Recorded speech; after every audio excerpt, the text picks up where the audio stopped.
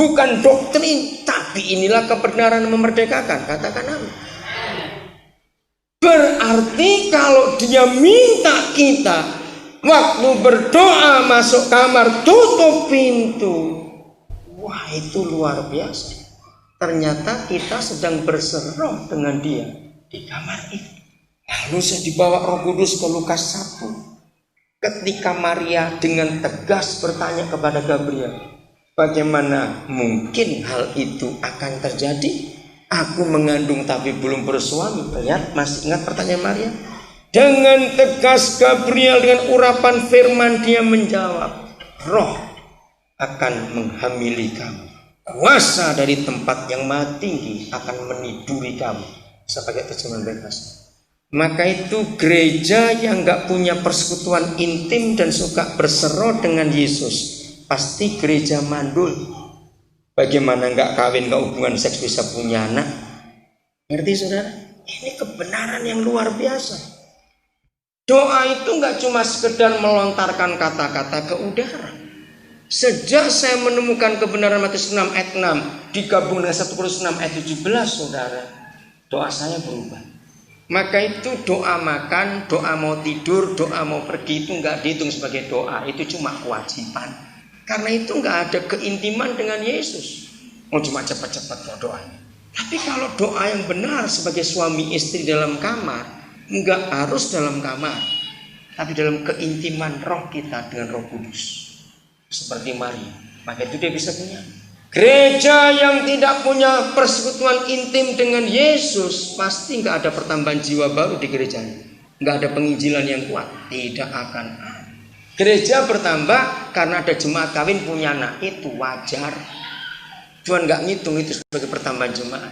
Ada orang pindah ke tempat saudara masuk, jangan dihitung sebagai penambahan. Surga akan menghitung jemaat kita, gereja kita berkembang karena ada penginjilan. Penginjilan dihasilkan karena keintiman dengan Yesus, suami gereja. Karena intim, sering intim, otomatis sering punya anak. Ngerti kalau saya pakai kata-kata ini supaya lebih jelas? Luar biasa Tuhan kita. 1 Korintus 1 ayat 9. Coba saudara lihat.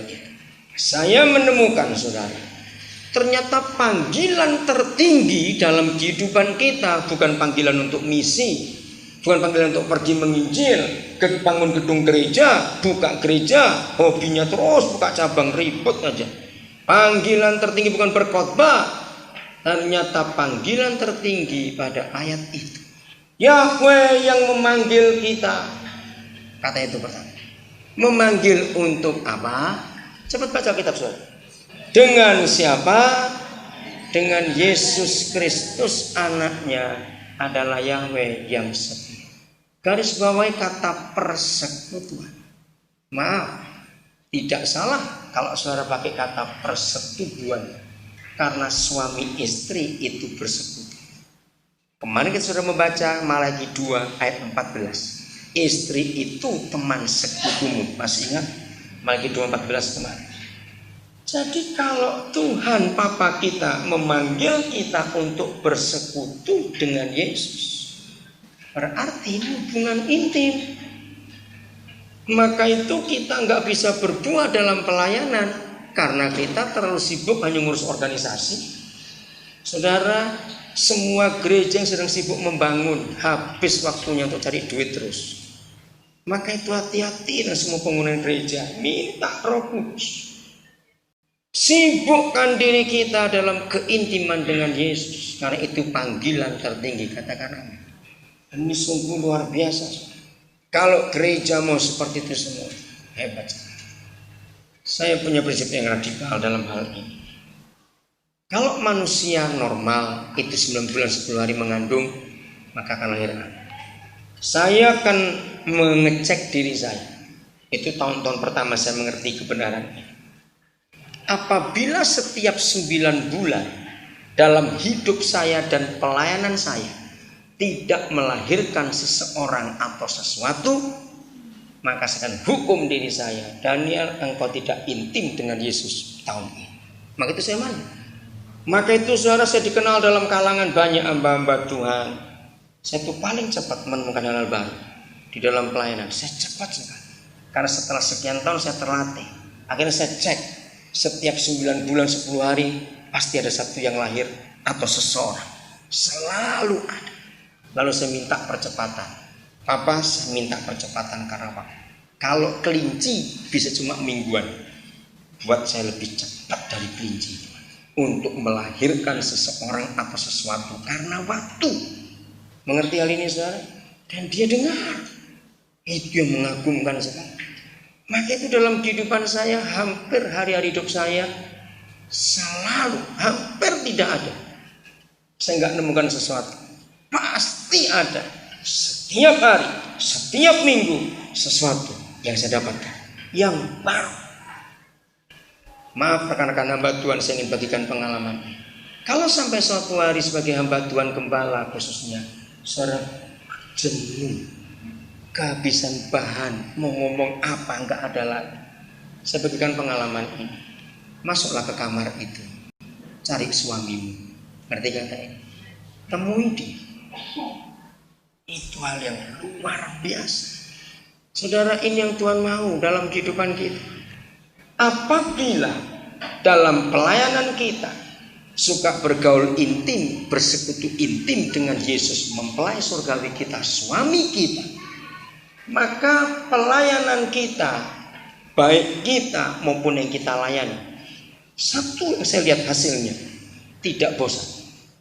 Yang ngomong tidak bosan karena menemukan hal yang baru sambil bicara. Yang mendengar pun tidak bosan karena ada hal yang baru diterima. Roh Kudus itu inovator agung, katakan amin. Di dalam Roh Kudus ada inovasi yang tidak pernah berhenti. Rekan-rekan pendeta, saya mau katakan kalimat ini. Kalau handphone saja, handphone saudara, itu di dalam dunia handphone ini, setiap minggu, setiap pabrik handphone itu minimal memproduksi 2 tipe baru satu minggu. Maka itu lihat perkembangan handphone, gila betul. Nah, saya suka meneliti hal seperti itu. Kalau handphone saja karena kekuatan otak manusia, inovasinya nggak berhenti-berhenti. Gobloknya gereja membosankan pelayanannya dari waktu ke waktu, cuma itu saja. Maka itu orang bosan. Kenapa? Karena kita nggak punya hubungan intim dengan Tuhan Yesus. Maka itu nggak ada yang baru dalam kehidupan kita.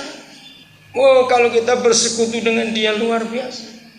Maaf, cuma contoh. Begini, Ustaz. Kemarin malam dari gedung Korem kami dijemput karena ada keluarga mengundang kami makan. Lalu yang menjemput kami bicara tentang bangunan gedung gereja. Lalu tanpa salah orang ini berkata, kami akan bangun menara doa. Panas hati saya, menara doa lagi. Saya berkata, hentikan, saya bilang begitu. Dia kaget, itu kenapa saya bentak? Capek Tuhan dengan menara doa itu. Yang dibutuhkan sekarang orang kerja, enggak orang doa saja. Apalagi gedung itu di daerah di bisnis. Lalu orang ini tanya, kalau gitu untuk apa Pak? Ini daerah bisnis. Kenapa kita enggak cari bisnis di sini? Jangan dibuat gereja di sini, enggak cocok. Buat bisnis. Lalu menara doa hentikan. Apakah kira Tuhan senang banyak orang berdoa tapi gak kerja? Justru di menara doa itu, maaf saya berkata apa adanya, bersembunyilah pemalas-pemalas rohani gak mau kerja. Alasannya saya lagi berdoa. Omong kosong. Maaf saya berkata dengan cepat ide itu keluar. Ini daerah bisnis. Buka kursus bahasa Inggris, kursus simpua, kursus kumon, kursus komputer, supaya orang-orang datang dan kita berkati orang-orang. Doa itu gak usah di menara, di WC aja Tuhan dengar kok. Betul gak? Saya radikal ini. Nah, seharusnya orang Kendari harus saat di gereja berdoa, beli tanah di sebelah gereja ini. Saya sudah tanya harganya, murah, 600 juta, cukup besar. Bangun satu gedung yang dipakai multifungsi, bukan untuk kebaktian. Saya ingin berkata kepada Semarkan pendeta, rasa bosanlah dengan kebaktian sekarang ini, tapi miliki hati untuk melayani langsung. Kalau dari minggu ke minggu dan berabad-abad kita cuma putar-putar kebaktian terus, kapan kita keluar pelayanan?